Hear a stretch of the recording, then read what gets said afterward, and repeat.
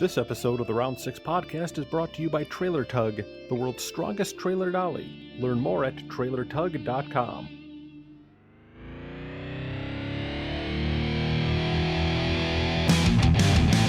Welcome to the Round 6 podcast, a weekly roundtable discussion featuring a variety of automotive subjects, interviews, special guests, and stories. Hosted by the Round 6 Gearheads, Brian Stubsky, Alex Welsh, and Brad King.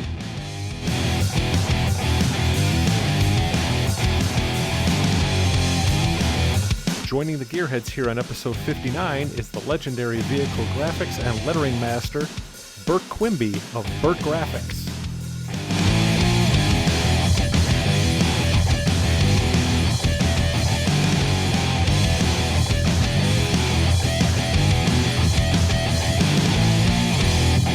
Welcome to the Round 6 podcast. I'm Brian. I'm Brad.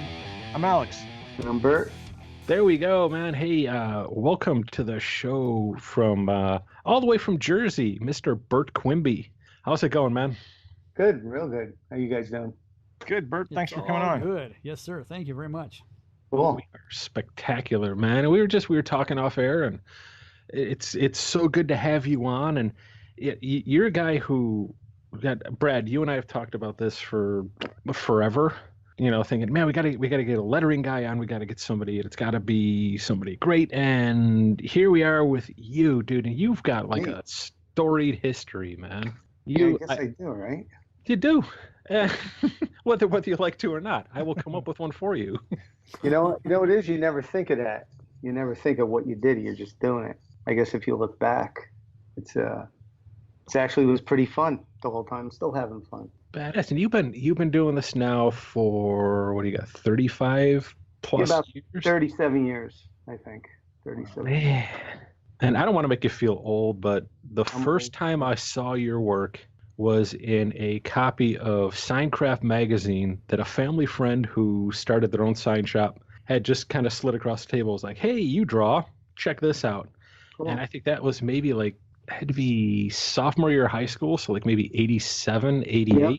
Right on. I think right on the money. I think it was somewhere around there. First time that I had something in SignCraft. I think it was like 87. Crazy. When I first opened my shop, man, I was, It was 87, right? Yeah. somewhere around there, 87, 88, somewhere around there, yeah. Yeah. So we're a bunch of old guys is what we are, right? Yeah. You're not old, Yeah. experienced. Vintage. Ooh, vintage. With lots of patina. Yeah, exactly. Well, like I told Brad before, I've been doing the same thing I've been doing since I was 16 and getting away with it. So it's pretty cool. I've just been, lettering or airbrushing or whatever, and it's kind of what I do every day. Just got a little bit older and maybe a little bit more responsibility, but that's about it. Still like the same deal for me. Still a lot of fun. Try and, do better the next day. I don't know, kick it up or whatever you want to call it. You see somebody else do something cool, and now with the invention of Instagram and Facebook, it's like we're seeing daily what everybody's doing, which is really cool. Where SignCraft, you had to wait like 2 months to come out, and a certain person was in it or whatever, and maybe you've seen that, like if Brad was in it, you'd only see him like once every 4 or 5 years in there, and you never knew what anybody was doing. Most of your stuff just ended up basically you were painting for the bunch of towns surrounding you. Those were the people who were seeing it, not the world. You paint something, you can put it up in 2 seconds, and the world sees it, which is that's definitely a mind blower for me. After doing it all this time. That's crazy, man. And even with all that stuff getting posted every day, your stuff has a signature style that, I don't get me wrong, it's fun to watch it, kind of like progress over the years and kind of change a little bit. But man, you've got a definite, there's a DNA to your stuff. That is pretty crazy. I don't think so. You know what I mean? Like when you look at your own stuff, you're doing what you're doing, and when you look at everybody else's, you're just doing what everybody else is doing, but maybe just a little different. But that's what everybody tells me. Oh, I know your stuff. I see your stuff around. I know you did that. I guess it's like a signature. It is, and maybe one time for like a week, just post somebody else's stuff, just to throw everybody else. I can just put a bunch of vinyl up. That was I will make it a point every day then to go onto your stuff and go, man, your stuff has so much more dimension these days. Wow. Yeah, shaded to the right. Right. For the benefit of our listeners and stuff like that, how did you get started in this whole mess? My ninth grade art teacher in school brought in a $19 Badger airbrush. We had some Indian ink, and you just put it in. It was real. It wasn't even really like the airbrush, like a cheap airbrush. I can't even explain it. It had air cans that you hooked up to. It wasn't even right, the aerosol can. Little CO2 cans, yeah. And I remember she didn't know how to use it. She just had it. I guess the school had it, and I broke it out, and I did like a fan of color. Like I took an edge of a business card and sprayed like yellow, then an orange, then a red, then a blue, all the colors that I had. And it was just like like a rainbow of color with an edge on it. I was like mesmerized by it. And that's basically what started it. And I always liked cars and stuff like that, any kind of hot rods and stuff like that. And that, I think that was about the time funny cars were starting to be really crazy, like cool, with Glenn and Nat Quick lettering them in Youngblood and Kirby painting them. That's where I think I really got the fire when I was in high school, and I wanted to do it. Seeing all that stuff, and I was like, man, I just want to get out of school and paint funny cars because they were so cool back. It was just kind of like a dream. And I was lucky because Glenn Weisgerber, who lived in New Jersey, some of his vehicles would run around. He was about 45 minutes from me, so it wasn't close, but you would see a vehicle every now and then that he lettered, and he'd letter it like a funny car, with all he'd airbrush the lettering and the wild scripts and all that and put pinstriping on them. And he's probably the one who started the crazy airbrush work on trucks out here. That's how it all started for me. Just seeing basically Glenn's stuff. He was like my idol. I just wanted to do everything like him. Just wanted to letter funny cars. And it was cool. He was getting flown, to the West Coast. He was doing cars. He was doing cars here. And he was painting for Circus Custom Paint, which is like Bob from Circus was doing every major funny car on the East Coast then. One of his most famous one, Jungle Jim, that kind of thing. So I don't know if you guys remember any of that. Oh, yes. Oh, yeah. Oh, yeah. Yes. Mostly everybody does, yeah. And then, like I was saying before, I painted a van because some guys, I basically was airbrushing, I think, since I was like, I don't know, picked it up since ninth grade, and it was crude and everything, but I was doing what I could do. And then I finally got a van job to airbrush a van, and they wanted that show with J.J. Walker, Good Times, the opening of it. It was like a mural of the ghetto or whatever. And they wanted that reproduced on their van, which I did, and as best as I could and as crude as I could, but I thought it was great, Then from there, Bob from Circus had seen the vehicle because it went down to Mr. J, who was next door. For people that don't know, same building, a door separated Mr. J and Circus Custom Paint. It was probably some wild times. And Mr. J was pinstriping the van that I had airbrushed, and Bob went next door, seen it, and he seen my name on it, and he gave me a call, told me to come down. Went down there, and the day I went down there, Glenn was lettering the Mr. Budweiser. It wasn't Kenny Bernstein's car; it was Roy Harris's car. It was a white, funny car with the Bud man on it. He was out to lunch, and I was just like, I couldn't believe Glenn was there. I was finally going to meet him and everything. So I was waiting for him for, a little while after I was talking with Bob about painting. Went over and visited Mr. J. Came back, he still wasn't there. He never showed up. He never came back. So I was a little crushed. And I told him that, so because I became really good friends with Glenn a little farther down the line. But from there, then I was just doing my painting thing. And about 5 or 6 years later, Bob from Circus called me up and asked me if I think I painted a motorcycle for him. Not painted, but striped it and lettered it for him. And then my first funny car was Sammy Miller's jet funny car, Vanishing Point. Mm-hmm. And that's basically my first car I ever did for him. And that started the ball rolling. I was kind of lucky because Glenn was into rock and roll, and he would get he'd get sick of lettering and then stop lettering, and he would go rocking for a while. And he left it wide open because everybody wanted their cars lettered. So I was lucky because I copied everything he did. I wanted to be just like him. So I just tried to emulate what he was doing, and that's how I got my foot in the door at Circus, because I could kind of copy what Glenn was doing. Probably not as good, but it was good enough at the time. And the ball just started rolling from there. So it was pretty cool. There was nothing like lettering a race car down at Circus. It was a lot of fun. There was nothing like going there in the morning. I used to meet. This was after he started out in Lyndhurst, then he moved to Vermont, and that's where I did my first bunch of funny cars like Custom Body Dodge and Twilight Zone. And wow. I'm trying to think of what I did up there. I don't mean to interrupt, but I know every one of these cars you're talking about. I mean, I studied this stuff because this is what I wanted to do. So yes, I know all these cars. So keep going. Didn't mean to interrupt you.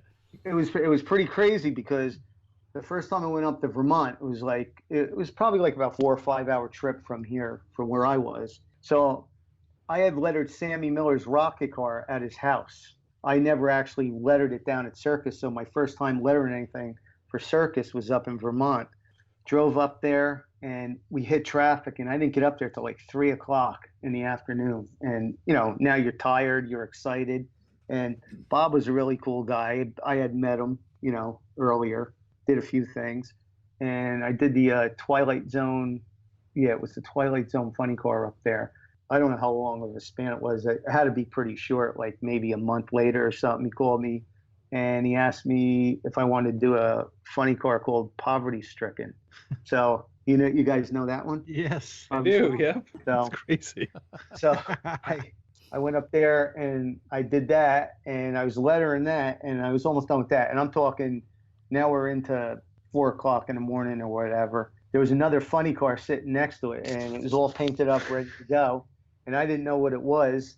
And he goes, and he looks at me, he's like, "You want to letter that one right there?" I was like, "Yeah, all right." And I was ready to go to sleep. I was done. Spent all day lettering the first one, and I started on that one, and it had, the old funny cars had about a 6-inch, I don't even know, like a shelf running through the middle of the car. So you had to actually put the lettering in the middle of the car, and it was like a big ridge, it was flat, then stepping up and then stepping down.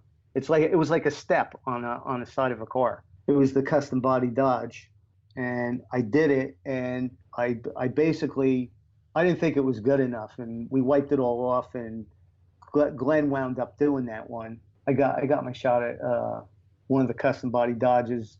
I think like a year later, I went back up there and lettered one for him, which was kind of cool because I think I lettered the last Custom Body funny car that he ever did. That was a neat one. I'm trying to think of the ones I've done. I did a lot of Joe Amato cars, a lot of dragsters. Joe. I remember a lot of the Amato stuff that you did. Yeah. The other day on Facebook, there was some stuff, and I was like, man, I remember you working on Amato stuff. God, that was a workout because everything was done at the time. There was no computers or anything like that. It was all either you're laying it out with a Stabilo, you know, Brad, direct to the car, or you made, crude pounce patterns just so you could kind of follow it a little bit. Joe's cars, he always wanted all the decals painted. I don't think a lot of people know that, but every single decal was painted on that car. Joe was really particular about placement because of money. He was a smart businessman. He was a millionaire back then. The closer to the cockpit of the car, that's who paid the most money. And at the time, if you remember, TRW was probably number one on that car. Trying to think of who was next. He owned Keystone Automotive Warehouses. He supplied the Eastern Seaboard, I think, with automotive parts. His place was the warehouse where everybody got all the speed shops got their parts. So he's out here too. Is he out here? Yeah, Keystone's big out here too. Yes. Yeah, it's probably crazy big now. I mean, it was big. I remember. I think Joe at the time.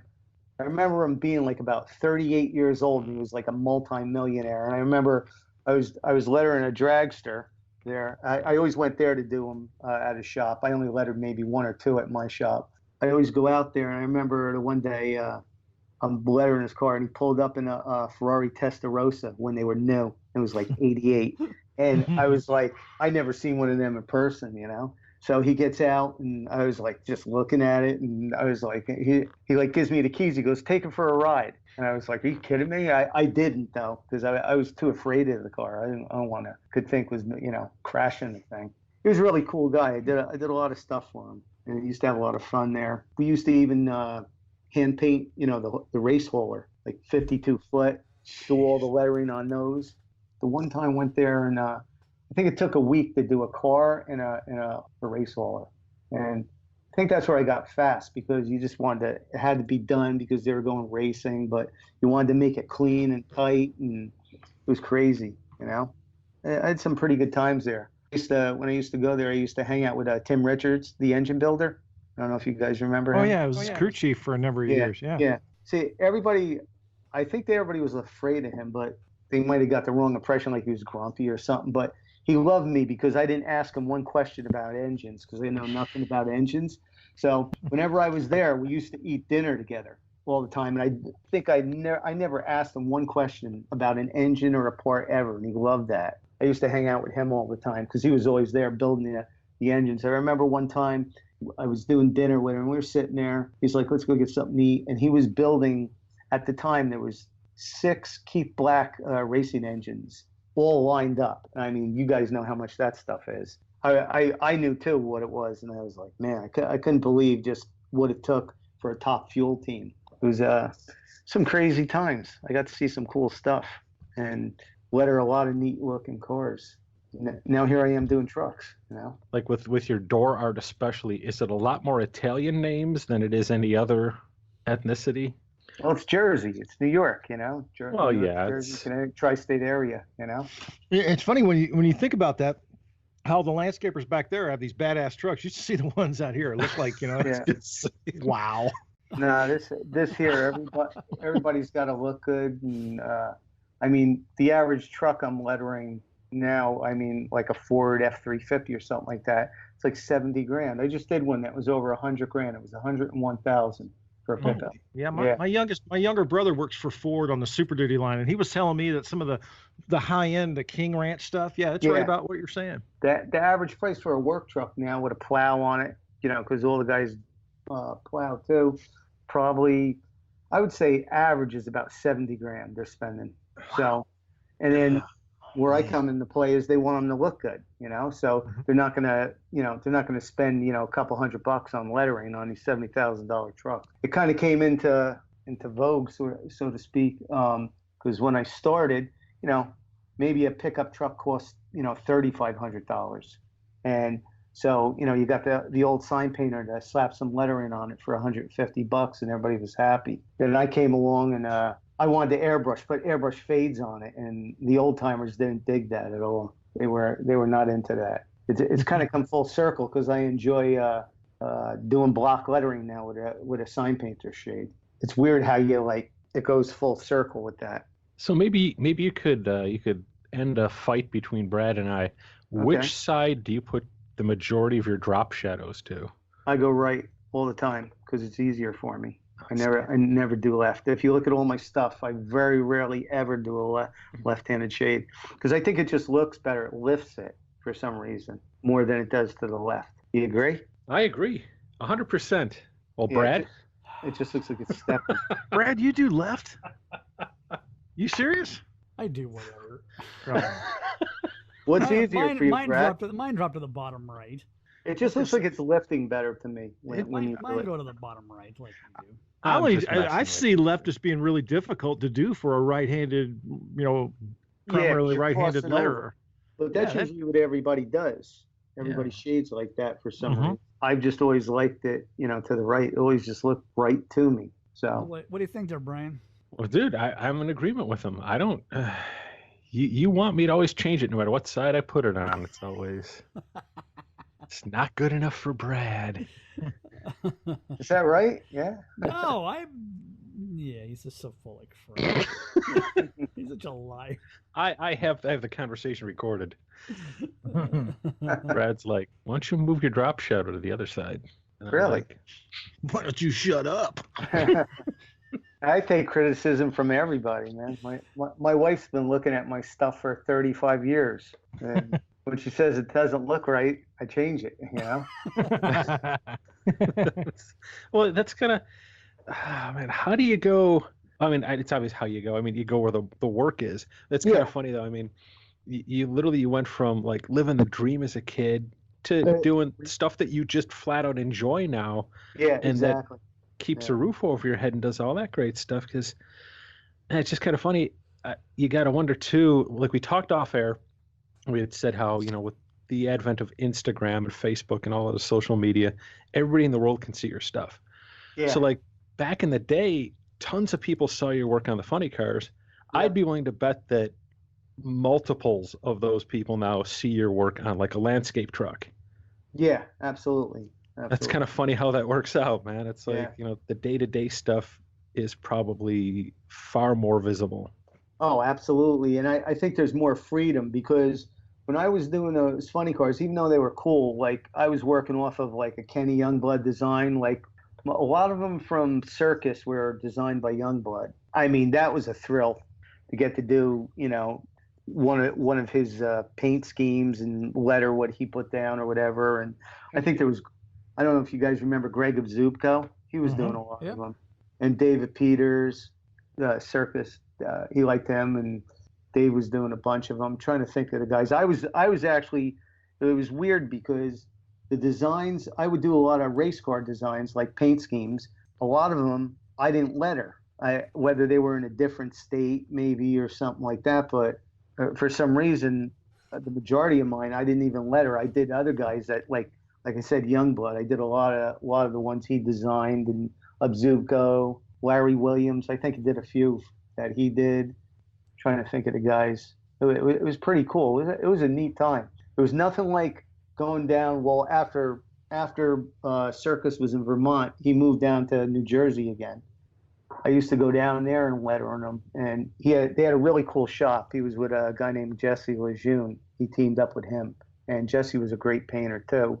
And they used to knock out the cars there, and there's nothing like getting the call to go do it. And I'd always meet Bob Gertis because I was like an early riser, so I'd always meet him at 6 o'clock in the morning to have breakfast before I started.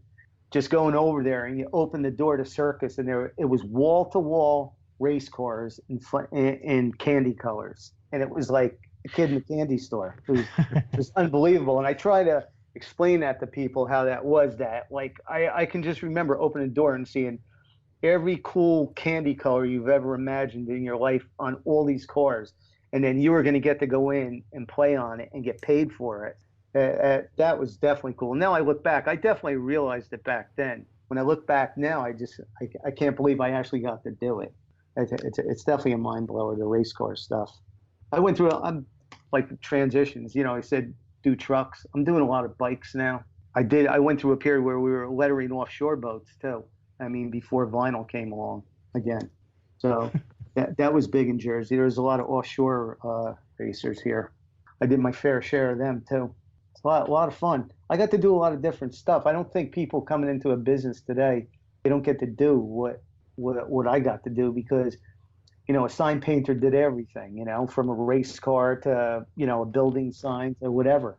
Right on. Yeah. He's making me smile right now because that's so true. A lot of stuff that you don't get to, you know, the days of the funny cars and the fuel and all that, because everything's gone to wraps. So it's all gone. And but I get to be part of that. You know, for years I was part of that deal. Yeah, it's fun. It was fun. So these younger guys are going, you know, well, you know, how did you get good at this? Well, I was doing a lot of it. I mean, it was just a nonstop. You're always doing it. So it was, yeah. You better get good because those things were always on a deadline, right, Brad?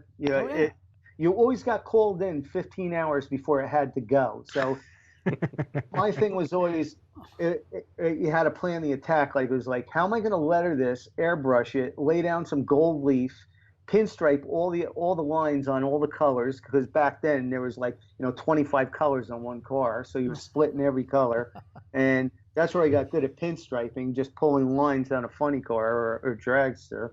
then you're like, and then you don't even realize, then you got to airbrush the headlights and taillights and the grills. And that was a job in itself. And you were doing them, well, I did them in one shot. We never did them in urethane because there was no time, or lacquer, It was just like do them as quick as you can and try and make them as cool as you can. So I was always I did all my funny cars were in one shot, the grills and the headlights. So I don't know about anybody else. I've done that a few times. I don't do it that way anymore, but yeah, done that way a few times. Yeah, I maybe the only one, maybe clear coating them, maybe Stratton was clearing them, or John Pugh, because John was painting and lettering them all. So I mean, he definitely had control of it when it went, and he knew the time, so maybe he had time for that. Pretty sure he was. I never got to do that. It was always like one day I could do. I think I lettered a funny car, maybe it take me about 16 to 20 hours straight, and it was gone. And that never got a second day on it. Never. That's just the way he had it set up. So you either had to get it done or you didn't. And then if you didn't get it done, he wasn't going to be calling you the next time. So he wanted it gone. Bob was a really cool dude to where he definitely pushed me to do my best without actually saying, oh, I don't like that or whatever. He used to watch me letter a lot, and he'd come over and then he's like, you gonna leave that like that? Then I turn around and look at him. I go, what do you mean? And he's like, oh, nothing. And I'd be like, do you like it or don't? He goes, no, it's good. You can leave it. He would never tell you to wipe anything off. He never did that. But he'd always and sometimes he was just busting you, Are you going to leave that like that? No one knows those backstories. There was some crazy stuff, man. It was a lot of fun. That's why it was called Circus. It was definitely cool to do that stuff. Some of the stuff that was done in that shop was legendary, and I don't know whether the statute of limitations still applies to some of that stuff, but holy God, yeah. Their stuff that they did out of that shop was legendary. Yeah, even before I even got there, like in the 70s, those guys it was pretty wild. I basically came at the tail end of that, and I guess it was like 81 or something like that. Like 81. Like I said, I visited them in like 77. So I was it's almost like you're an actor and you got an audition, you didn't get a call back for 6 years, and then you finally get the call, and once you get your foot in the door, you better make it good, because there was very few guys he was asking to letter those things back then. So, and I was lucky enough. I think he liked me too. It might have been that. He might have friends or whatever. It was pretty fun. I always used to laugh. I guess the first shop that he had was kind of almost in a residential area. Yeah, well, it was residential. Yeah, and they said that right before the race season would start, the street would be lined with funny car bodies. Oh my God, yeah. And when I tell you it was cars parking on the left side and the right side, there was barely enough for a transporter to get down the road. I mean, it was that tight. Like when they loaded up, they'd have to basically park in the middle of the road and load the car up.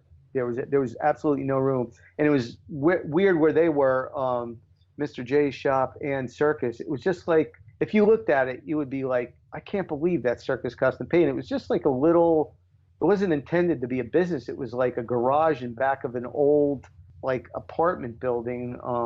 Maybe there was, I think it was like maybe 2 or 3 apartments to the left, and then it had this little garage. Well, not little. I think he could have fit about 5 or 6 cars in there. Mr. J had the shop next to it, which he could fit a truck in there. It was on an angle, and it was kind of half blocked by the house. So it was never intended to have a truck go in there, more like a car. It was on an angle, so you used to have a tough time getting some of the vehicles in there. But that's basically what it was. It was residential. It was a couple blocks in from the main street, but it was world famous, so who cared? Well, while you were doing all that stuff, and you're working on super tight deadlines, like you said, you had to do headlights, taillights, and stuff like that.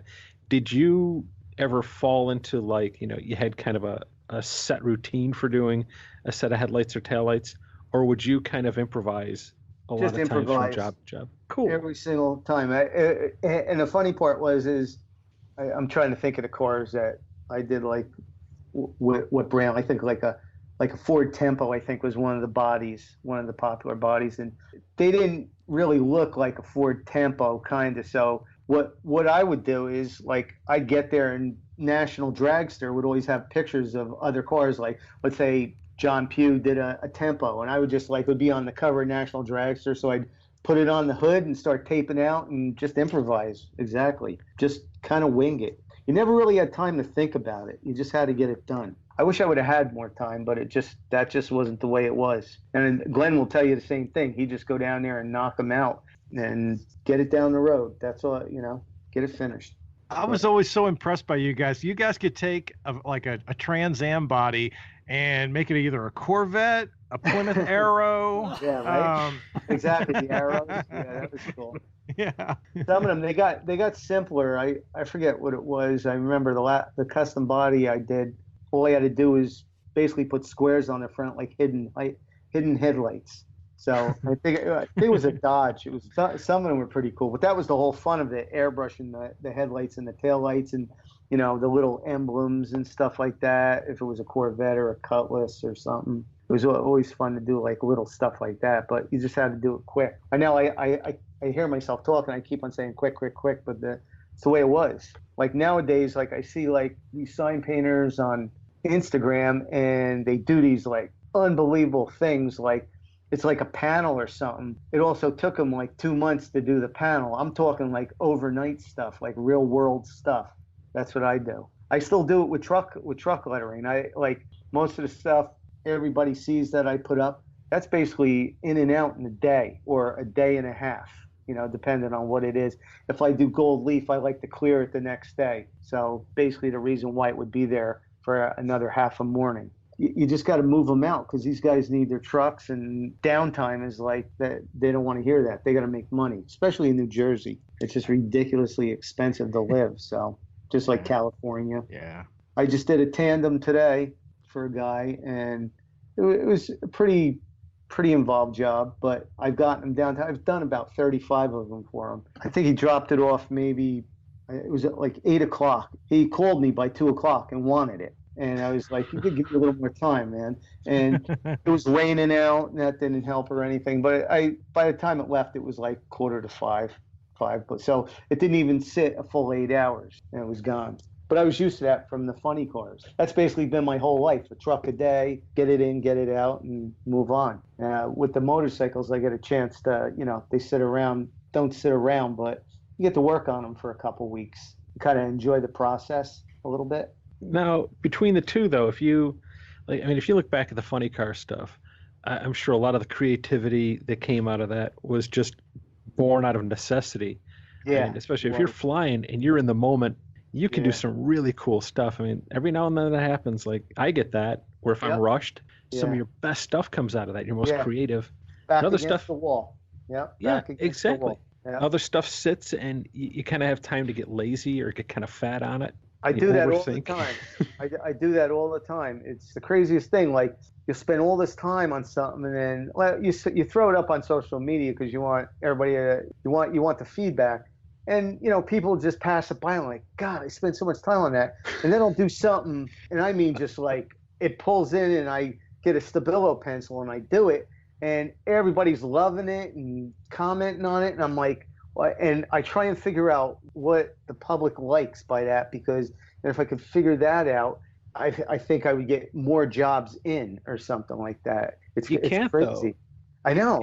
And the funny thing is, if you take that thing that flopped one day and 2 months later you repost it, it could be the greatest thing you ever did in your entire life. It's so true. So true. I was just talking to Steve Stanford about this. I was telling him he should bring back the dry brush strokes. Remember when he did that? Heck yes. Oh yeah. And I said to him, it's been what 25, 30 years, Steve? I said, you should bring that back, because there's probably the new set of people have never seen that. And what will happen is everybody will copy it, and before you know it, it will be popular again. That was my take on it. I thought that was interesting. You don't really see it around. I was like, that's all it takes is for somebody to start doing something like that, and it catches on. It's kind of weird how it goes. Recycle. Yeah, a modern take on that, or and I can't see really the whole neon heartbeat stripe coming. The grid heartbeat. Yeah. that was right along with all that. But if you notice, I just said dry brush. Hold on, I'm erasing all my drawings of what I was going to do my next. Yeah. Brad's putting away the Flexstone cans. Yeah, there you go. No heartbeats. Brad, you wearing acid wash jeans today, Tim? Yeah. Oakley Blade sunglasses with splatter paint all over them. Ocean Pacific T-shirt. Hell yeah. Absolutely. OPs all the way, man. All the way. That was such a good time, though. I mean, oh, absolutely.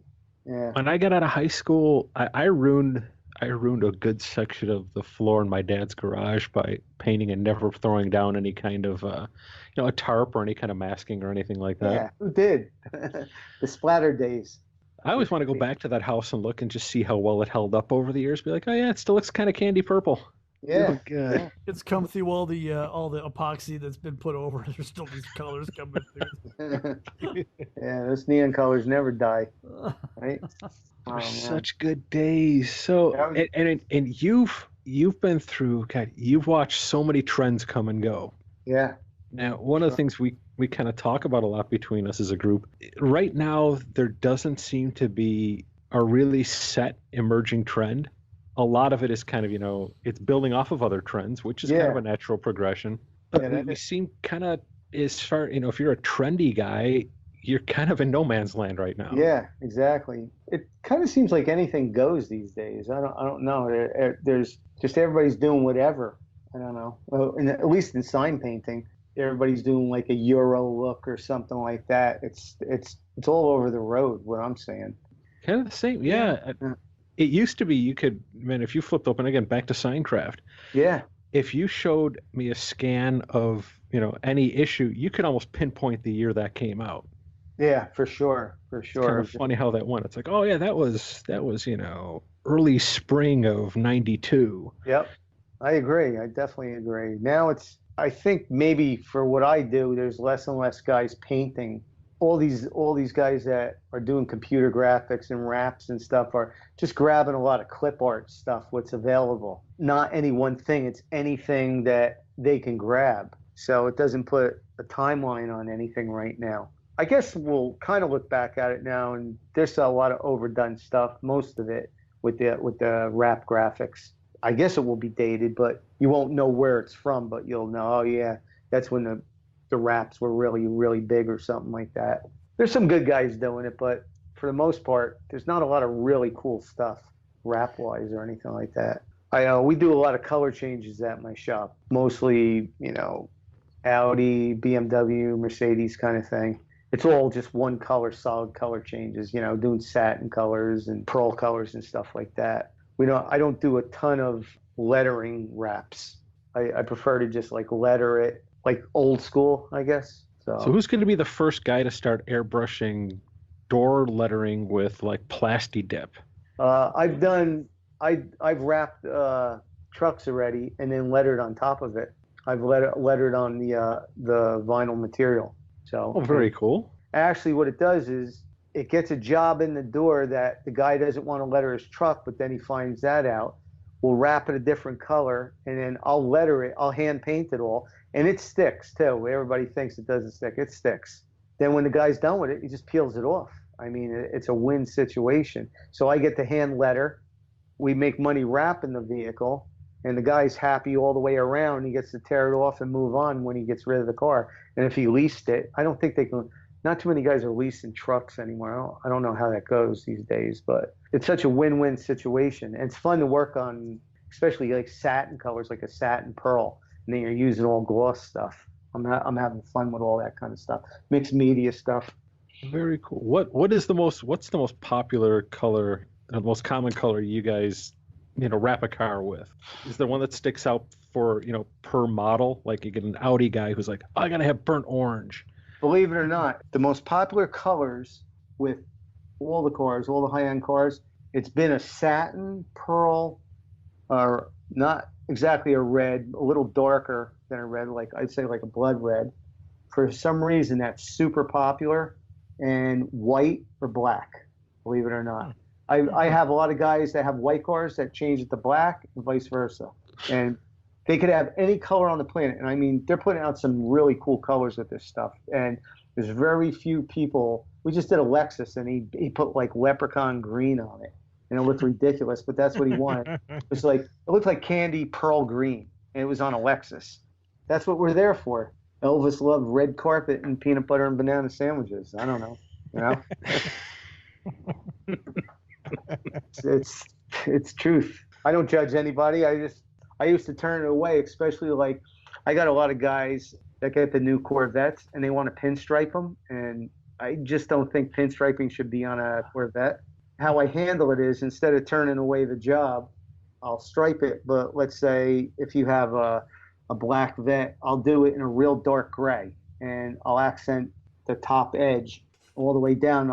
I'll convince the person pinstriping should be seen, not heard. When you walk up to it, it'll be there, but it's not going to stand out like, you don't want to put silver on a black car, let's say. I do a lot of that, but I don't think really a vet should be striped, the new ones. But I get a lot of that in there. Last year, I think I did 6 or 7 of them. It shocks me if guys want to still stripe them. But it's the older crowd that's buying the Corvette, too, Yeah.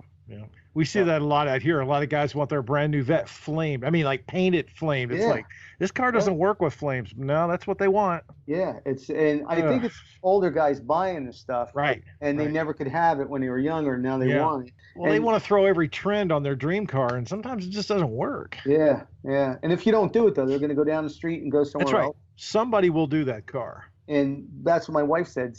And then you get a reputation like, oh, I went there and he didn't want to do what I wanted.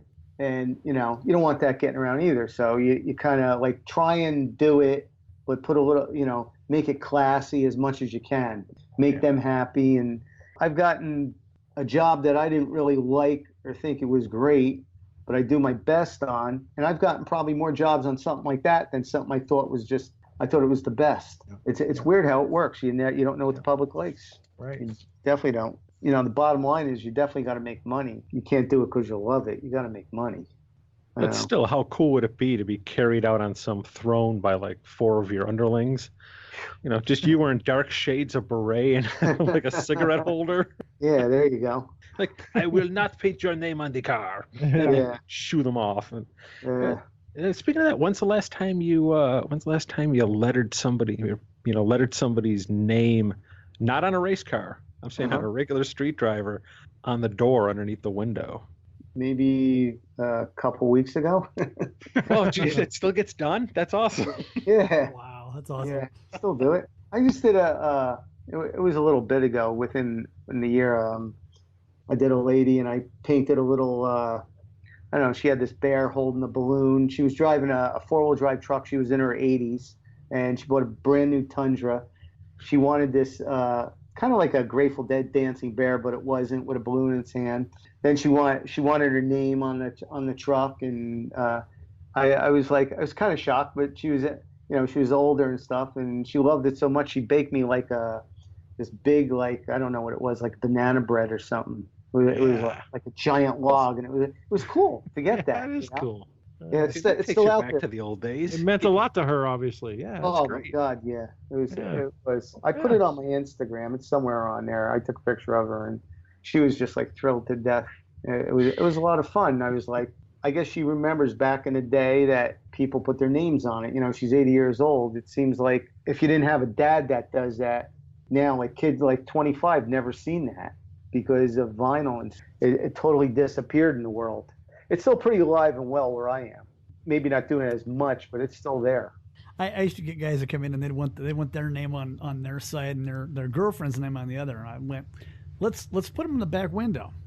No, I want them on the door. It's like, okay, are you married yet? Well, no, I'm woman to death. I went, let's just trust me. Just put it on the window. Nope, it's got to be painted. 2 weeks later, they come back on, how do I get her name off the door? Yeah, that happens. That's a regular thing. I just had a guy today call me, and he wanted somebody airbrushed on his tank, and on his motorcycle tank, and he's like, so if you do this, I could get it off, right? I had to explain to him the process of clear coating over it and everything. He still wasn't getting it. After all that, he decided, no, I don't want to do that, because he couldn't take it off. So I don't know what he was thinking. If it was, we do disposable graphics, basically. I don't know. Oh, what if you did that? What if you opened Bert's Disposa Graphics? Oh, that would be cool. Yeah. I'm there to do anything. Bring it all. Well, he saw the guys that robbed the bank, went around the corner, peeled all the paint off, and I want a paint job like that we can just peel off when I'm Yeah, absolutely. The hard part is getting a really good fade with tempera paints, right? Yes, absolutely. Well, there's your plastic dip you were talking about, Brian. You just plastic dip the whole tank, and Well, have you seen these dudes? They paint full cars with this stuff now, and they get this super high gloss. At least it looks that way on YouTube.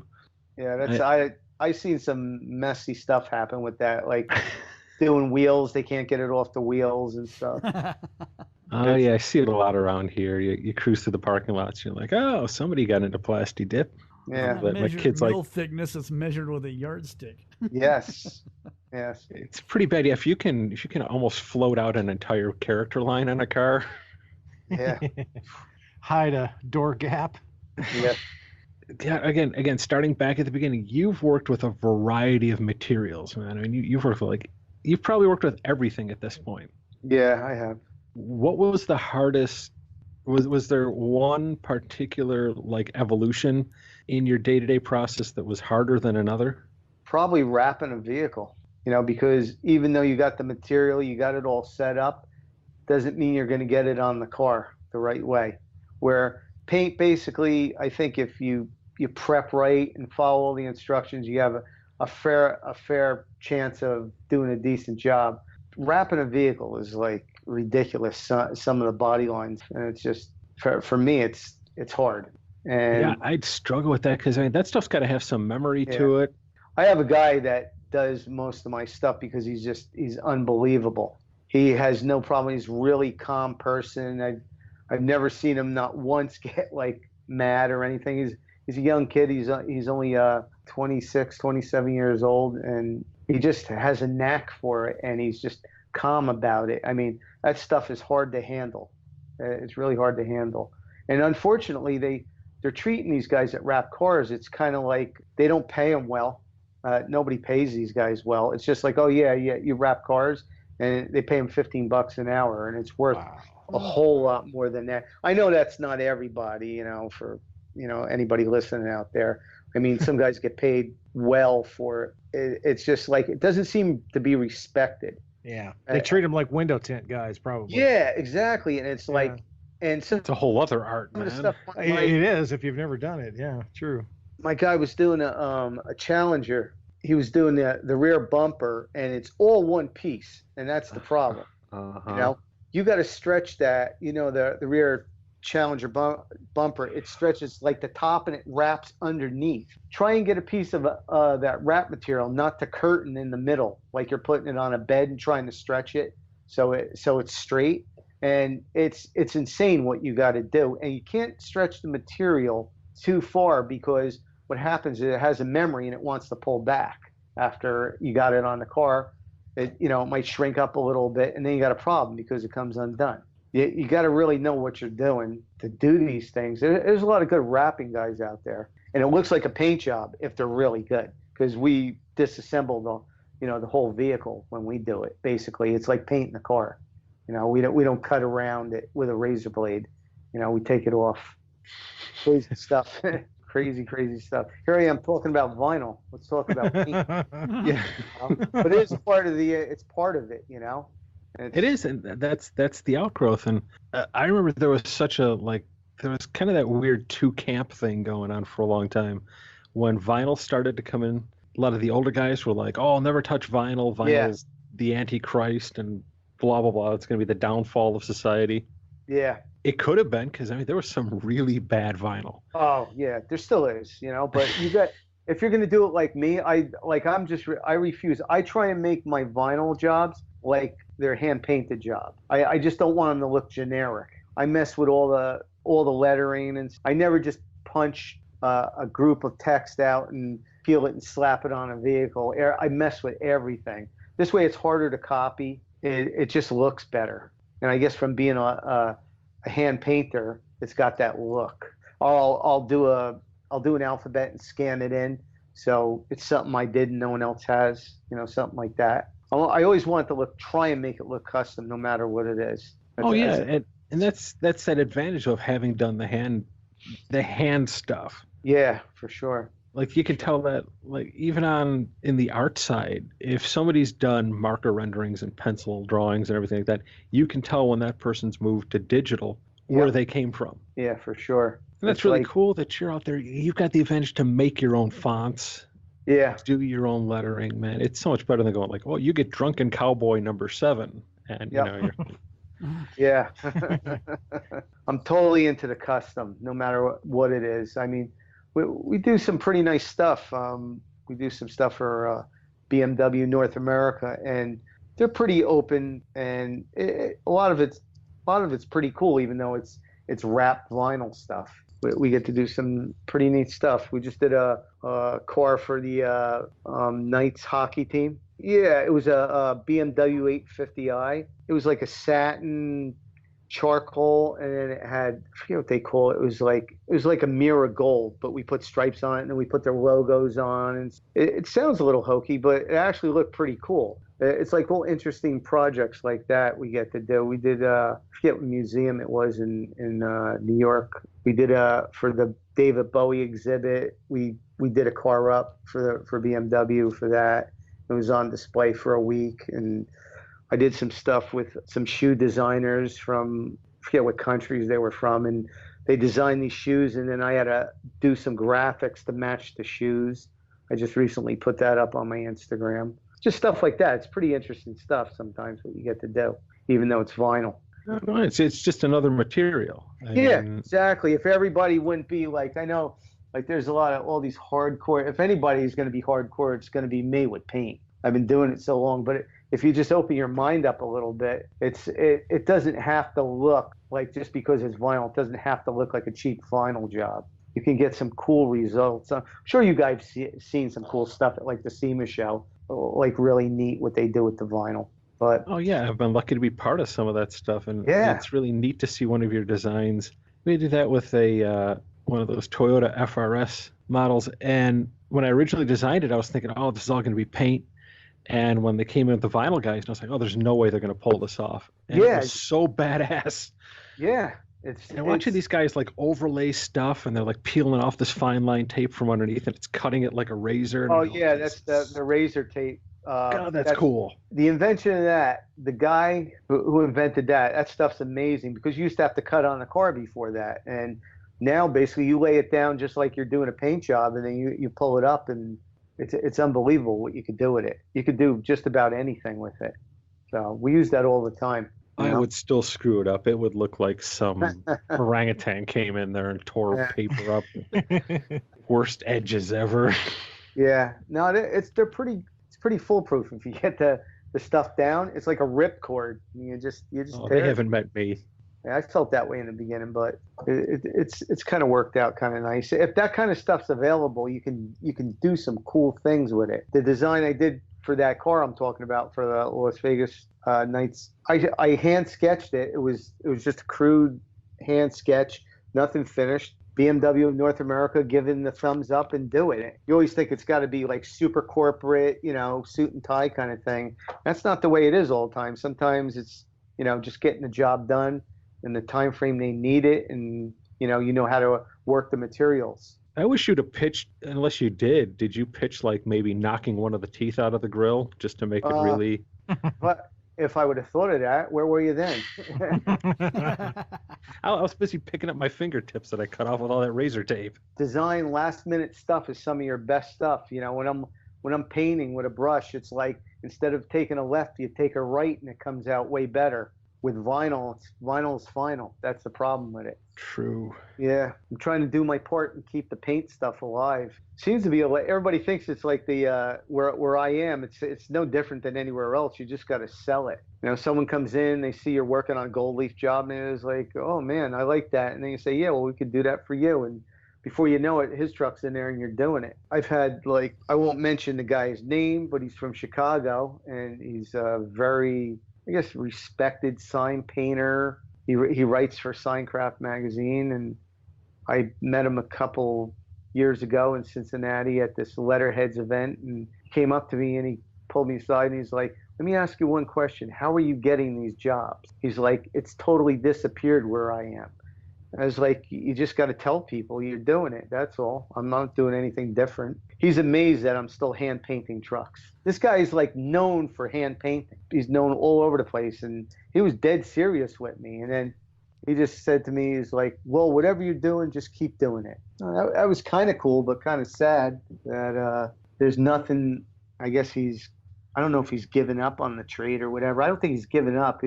He's convinced himself that the work isn't out there anymore. I think what's going on, though, is you're seeing a shift into that, almost that weird marketing kind of mindset.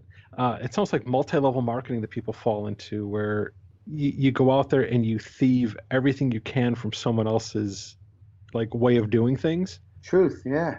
And I think that's what people want. They want that super easy step. So it's like, well, what are you doing different? You're like, well, I'm doing what I do every day, and people like it, so they come back and they bring their friends. Yeah.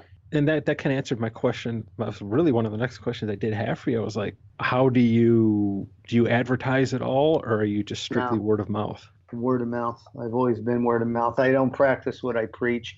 I have my little truck lettered up, but I take the lettering off and on, and that the letter on my truck, and my wife gets down on me for this, is vinyl at the moment.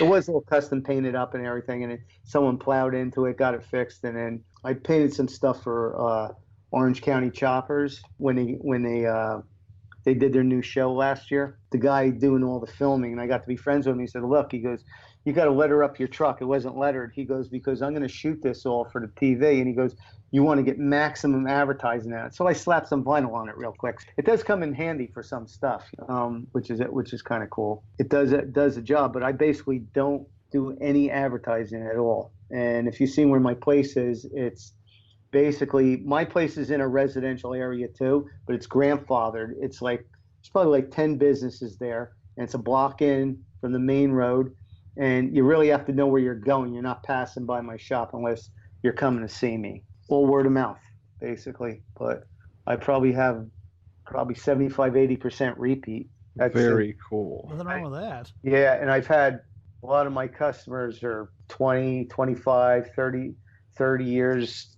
They've been coming to me. I just try and treat everybody fair and do a real nice job. I like that. Like, I see some of these guys, they do all kinds of cool stuff for their place, but just basically always being busy. You tend not to do any stuff for yourself. That's the problem. Brad, is your truck painted up? You have your truck lettered up? Well, it's lettered all up. Yeah, it's got an old paint job on it, but it's there's no vinyl on it. So are you saying I gotta? I'm saying you gotta fix your truck, man. I've been actually thinking of. I love the Astro vans. I put something up on Instagram today about it.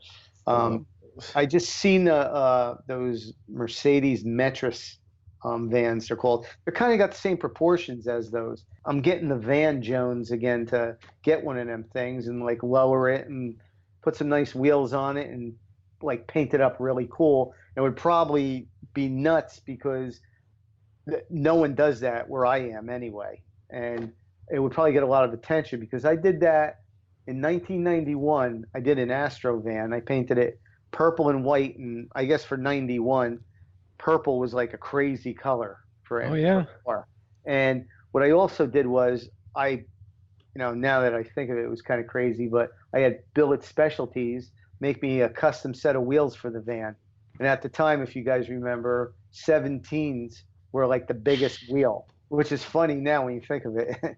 And I put 17s on a van, and I had Corvette tires on it. They were wide on the back, and I put a roll pan in it, and the pipes coming through, the center like on a Porsche.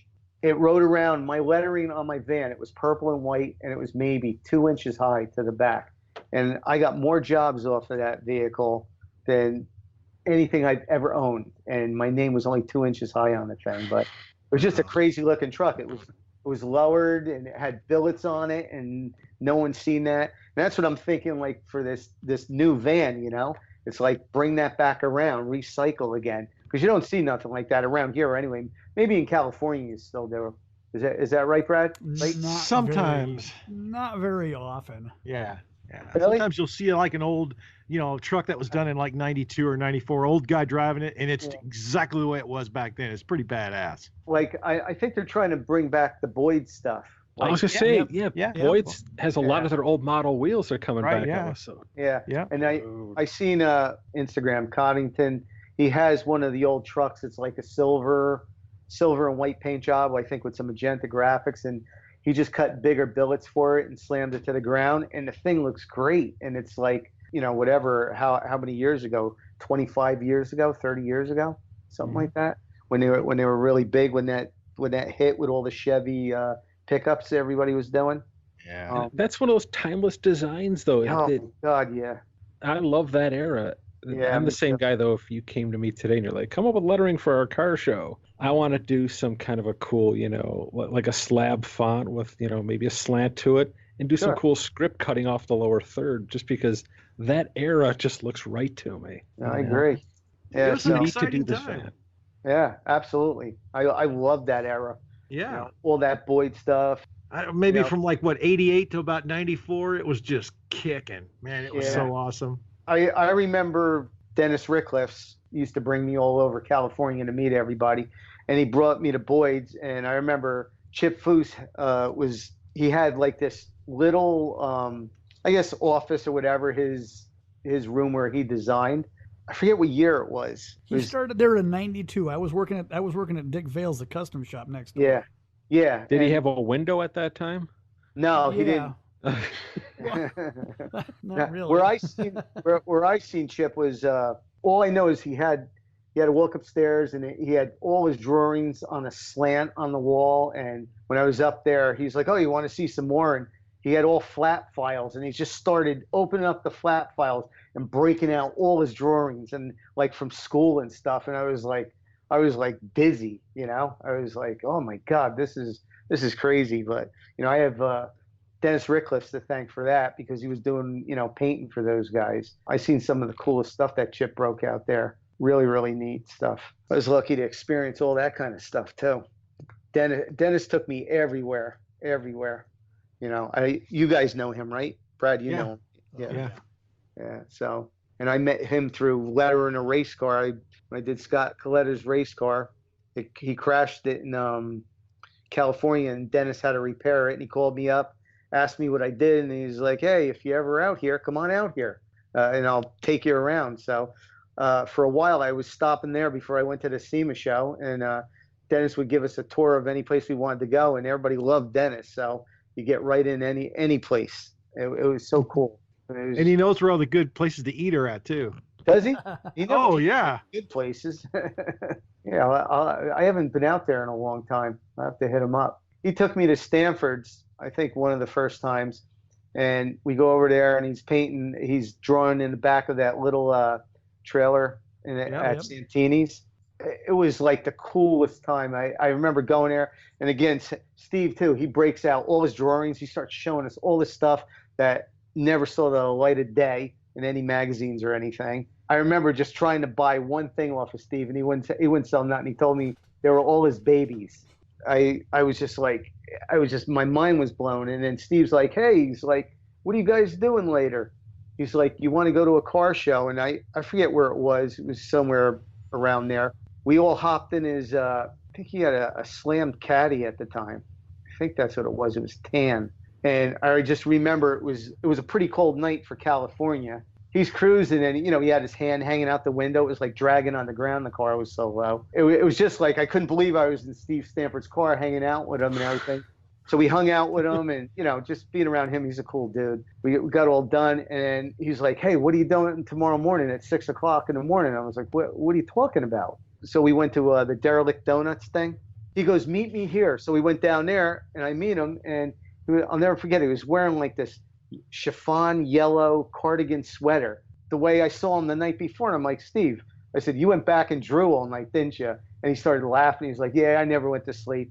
He was just like a diehard guy, so cool. And so we met him over there, and we hung out with him. And, it was just a lot of fun. I got to do a lot of cool stuff because of Dennis Rickliffs. Neat dude. Great pinstriper too. Dennis brought me under his wing. We tag teamed a lot of things over the years. I owe that guy a lot. He has been a great Yeah. Great friend. Yeah. Ever do any Schwinn bicycles? Well, when he did all those, oh my God, I was the one doing them with him. Yeah, because I remember I came into California one night and he was over at I think it was Pete and Jake's. No, it wasn't Pete and Jake's. It was what was SoCal? Yeah, SoCal, yeah. SoCal Speed Shop. And he was in the back, and there was garages in the back, right. And it was like this little spotlight on, and we walked up, and he's pinstriping the Schwinn bicycles. They look like gas tanks they had on them. It was like a little spotlight on them. It's dark. I don't even know how Dennis was seeing, and he was taking it was like a jig, and he would stripe one side, he'd spin it, stripe the other, and he would meet up perfect. And it was like his lines are like you guys know, and that like one of the best straight line pinstriper. I was just like, oh my God. And while we're sitting there watching him, he's just striping away like it was nothing. Like he was part of a machine. It was so cool to see him do that. Where we did the frames was probably about 10 miles east of there. Oh, okay. And I think we did, I don't know, 3,800 of them. He told me at one time what he was doing. I was like, oh my God, it was unbelievable. I'll never forget that. Dennis has done some cool stuff. Definitely for anybody that wants to see some really cool stuff. He's the guy, and he's so humble too. You know. Yep. I guess that's you guys did all those bikes at what, $1 a pop, right? Yeah. Those were days. I made really 3 days on those dumb things. It was kind of stupid.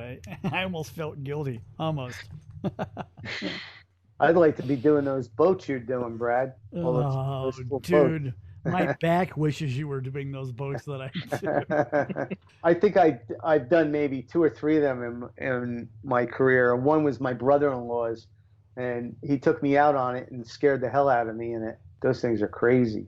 Really like flat bottom. I think I just posted that too. I don't know if you've seen it. It was called Smoke on the Water. The thing was wild. Oh, I don't think I saw that. I did one last week. I got to go back out and do another one, and then I got another one right behind that one. So I hear you with the pinstriping. That could hurt after a while because you know what you got to do. You got to go to the gym. That will help you out because you got to get your course, get it nice and strong, and this way when you're basically at that weird position where you're hoovering over the body of that thing. You're trying. But I hate doing boats. Boats, like if you're doing trucks, you're looking at something that's vertical. It's easy. Yeah. Boats, you're leaning over the whole time. Whether you're lettering it straight, you're always bent over. So it's like every 5 minutes you're trying to stretch out, going, okay, this just hurts, and it's never been fun. Yeah, and then you go home and you're in pain all weekend from striping. I used to go through that with the race cars because they were so low down. You were always bent over. Probably my 20s and 30s, I had like heavy back pain because of it. And as soon as I stopped doing race cars, I've never had back pain ever since, which is kind of crazy. Those were the days, though. Just don't climb on the floor anymore. You'll be fine. Oh my God, yeah. Well, speaking of boats and race cars, we'll go boats first. What is in all of your lettering years? What is the best name? What's the name that for a boat that sticks out in your mind the most? Either one of you guys. This will be great. I didn't do it, but one that sticks out to me is Shot in the Dark. It was a flat bottom boat, I think, right? Nice. From California. You guys know? that was who drove Shot in the Dark? Yeah, I remember that boat. Boat-wise, it would be more offshore boats for me. There was one called Jesse James. That was pretty cool. Glenn lettered it up, did a really cool job on it. The offshore boats out this way were always sponsored by somebody, so a lot of them didn't have names. It was more like a sponsorship. I got the best name, but I'm not going to say it on here. When we're not recording, I will tell you because it was a name that he thought it would be awesome if you said it when you were drunk. Yeah, great. Yeah. Because I always like that when you go by a pier and there's always one boat out there at the very least, and it's like Wet Dream. It's like the standard. Oh. Yeah. Out here they wet. Yeah. Boats out here aren't really that.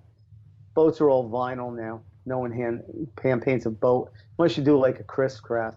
Really? Everything's all vinyl now? Yeah, all the boats are vinyl. Man, I letter boats constantly. That's just a Really? regular. Oh man, they don't want vinyl. They want paint on the back of their. Oh, I wish you. I want you to airbrush and do your little ragged thing. You're just like, okay, all right, whatever.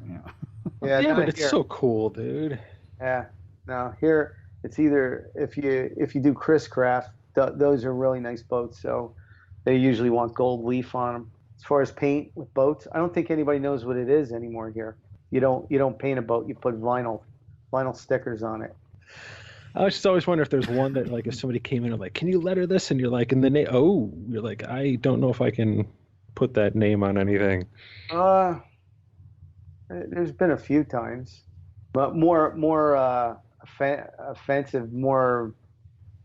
I can't remember. I've had stuff that I would never write anything. I'm not going to put the F-bomb on anything. I would never write anything. Where I always looked at it, it's like if somebody's grandma sees that, I don't want them to go, "Who did this?" And, "Oh, Brad did that." I don't ever want anybody. I don't want any grandmas mad at me, so I never did that kind of stuff. You know, I'd put the occasional middle finger or something, a little bit of fun, but I was never going to just completely cross that line and just get completely offensive with it. It's like, no, I'm not going to do that. Exactly. Yeah, it's one thing to hide, like, a phallus in something. It's a whole other thing to have, a 12-letter word. Yeah, I'm not going to do that. It's got my name on it when it's all done. Me neither. I see a lot of guys on Instagram selling stuff like that. They do saw blades and just they paint like stuff like that, and supposedly it's for like a bar room or whatever, but it's really stuff that's like they're just selling it because of what it says on it, and not for because it's done nicely. There's a couple guys like that out there that do that stuff. I'm not into that stuff. Why don't we set up an art show? We do just super high-end art, but with the most like boring words. It's just like all prepositions. Yeah, that'd be cool. Bert Quimby presents the word two. That'd be awesome. Yeah, I could draw pretty good too. Two or two. Oh, yes. And the number two. So 4 times. All variations. That'd be great. This big preposition variations. Oh, dude, this is gonna be the greatest show ever. Let's get working on this. Of course, you're gonna have a bunch of lettering guys that'll never show up because they didn't do well in English. So they're not gonna know what you're talking about. Yeah, exactly. He's gonna have it spelled your. You're invited. Oh shit! But hey, I know it's getting late, but I don't want to take too much of your time, man. Hey, man, I don't know about you guys, but to stay basically in shape, I hit the gym 6 days a week. I basically try and take care of myself a little bit. I don't know about you guys, but well, I get out of bed 6 out of the 7 days a week. Yeah. Hey. No, I do spin class. I don't know if you know what that is. I do that twice. Yeah. I do that 2 times a week, and I do it at 5 o'clock in the morning before I go to work. Some loud rock and roll and just cranking on the bike and put in like about 15 miles. And I had a physical therapist that got me so into riding the bike and ended up buying my own for home. So yeah, that's like the greatest stress reliever ever. Is it a Peloton? Did you get the Peloton? I did not. I'm broke as shit. So yeah, I like doing it with people. That's why I go to the gym. So it motivates me. I got to get up and go, or else I probably wouldn't hop on the bike if it was sitting in the, in my room. So I'd be like all like the video game Road Rash. I'd have to have like a baseball bat with me, be knocking the guys next to me. For what we do, just like Brad said, he's, get a sore back all the time. I just try and like, do some exercises, strengthen the core and a little weightlifting and stuff like that. So it keeps you in shape a little bit, keeps you oiled and lubricated and all that. Yeah.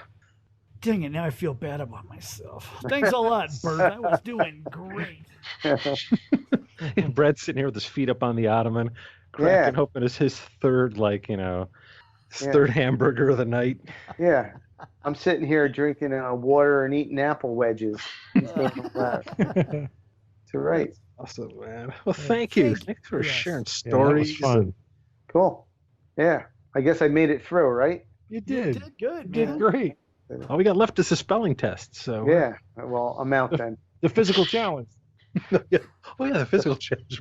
Well, you told you goes to. Yeah, we set the barrier. We set the marker, so it's not real high. Yeah. Yeah. If you can actually walk, dude, you're good, man. It's before we hang up too, for our guests out there, where can they find you online, sir? Right on Instagram, Facebook? Facebook. I'm on both, Bert Graphix. On Instagram, I'm on there the most. I post the most current stuff. Bert Graphix, BERT_graphics, GRAPHIX. And on Facebook, I'm under my name, Bert Quimby, or I'm under Bert Graphix. But I'm not really putting too much stuff on there these days. I'm more Instagram. Thank you again, Bert, very much for coming on here. Thanks, man. That was fun. Good to talk to you all, you guys. Really good to talk to you finally, man. All right. Have a great evening. Yeah, you too, man. All right, man. You guys. Bye. Again. Bye. Well, man, that was it's awesome to finally have Bert on. Bert on. Yep. Bert on the podcast. That sounded weird. It was awesome to have Bert on. Well, I had Bert on once, like bird flu. Yeah. Too bad Ernie couldn't have been on, but getting Bert by himself was good. No, but it was great. I followed his work for a number of years, and it was great to finally get a chance to talk to him. Definitely. He was one of the guys that as a teenager, man, I mimicked and emulated his stuff. At least I tried to. Let's be honest here. There's only one Bert. And I used to give it such a shot, man. And I would look forward, like I said, flipping through, like SignCraft was like the Bible. I used to love when that magazine would come out. And it was tough to wait for that sometimes, What's cool is there's two guys, well, even Glenn, and I've texted Glenn a bunch of times over the years, but like Bert, we've talked before, and Todd Hansen was on there, and all these different guys that watching that magazine back when I first started getting it in '86, they're just friends of mine. It's kind of weird. It's a little mind-boggling. And it's messed up to think that like so many of these big guys are just people we know now. Yeah. Mm-hmm. Back then you think about unattainable. Just our whole industry. You think about people that you read about, and now they're just people you talk to. It's crazy, and like even here we are. Growing up, it was like Circus Paint. Oh man, those are like the gods of funny car paint. And I would have never thought as a young kid, I was like, man, this dude, this Bert Quimby guy's, he's just so awesome. And one night I'll be like, well, yeah, we'll sit down, we'll have a talk with him. Cool. Yeah, just one of the guys you talk to. Bert. Yeah. What's up, man? It's so weird, and it was really cool to talk to him too about the evolution of stuff. Going from the heyday of the craziest paint shop in the universe to doing color changes on BMWs. And to see a guy who's not only kind of gone through that, but excelled at it every step of the way. And I think that there's a lesson in talent there. I think it goes way beyond perseverance. That's talent and love for what you do. That was really cool to have him on to hear him talk about that. Yeah. That was kind of the kick in the ass I needed this week. I'm sorry, I didn't mean to cut you off, man. No, I was just commenting, basically saying the same thing. It's cool how you could do something for that many years and still enjoy it. That's great. I was laughing, Brian, listening to the thing going as far as editing going. He's just talking, man. This is easy. There's not a lot of hemming and hawing. He's just telling the story. You go, yep, this is the shit that's easy to do because he's just telling the story. You go, okay, run, go. Yeah, and here's a note for future guests. I hope you guys know by now, the podcast has never been. We don't like that whole Q&A stuff. That was never our purpose with this, and I think we kind of fell into a good deal where we've had really great guests, and when guests come on, we want everybody to feel really comfortable. And Bert had never done this before, and I know Brad, you were talking earlier. You said, "Oh, he's having we're talking about it and getting close to it." And when everybody gets on, I don't think we've had a nervous guest yet. Did you get my text I just sent you guys? Yeah, I got it. Okay. I'll shoot him a text tomorrow morning. Okay.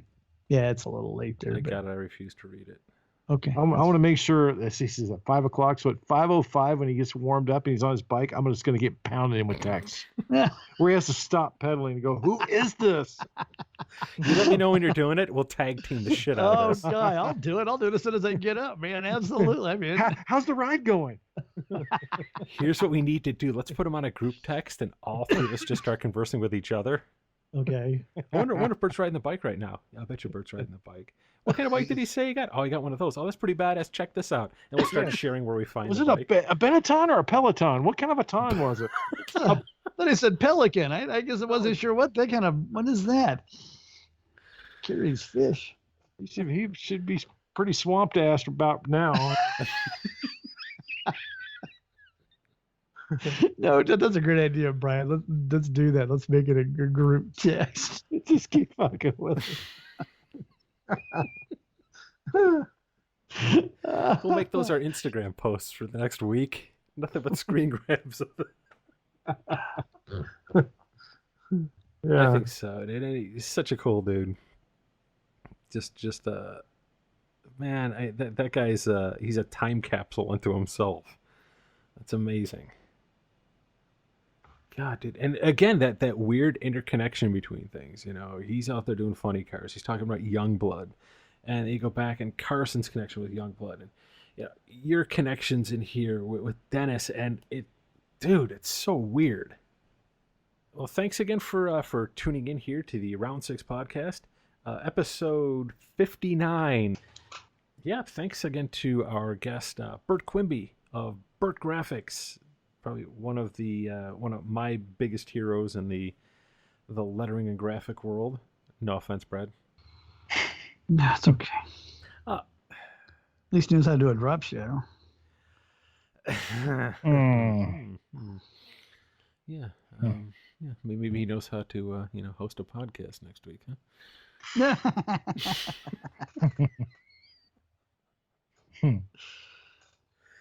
That shit was really cool to have him on and talk history and state of the industry. Just a really cool guy. Yeah. It was fun. It was a lot of fun. And as always, this episode has been brought to you by our good friends over at Trailer Tug. It's the world's strongest trailer dolly. If you get a chance, go check them out at trailertug.com. As always, listeners of the podcast get 10% off their order if they call in or use the promo code ROUND6 at checkout. Thanks again to those guys over there for their continued support. We couldn't do it without you guys. At the end of this episode, man, I'm a neon heartbeat kind of Brian. I'm drenched in lead-based paint, Brad. And I'm vinyl wrapped Alex. Wow. Yeah, I was hoping you guys weren't going to use the boom. I was deliberately thinking on not doing it this week, so I was like, he's got one lined up. And that's a wrap. Oh, nice. Good job, Alex. Thanks again for listening, and be sure to keep up with us Gearheads over on our website at www.round6pod.com.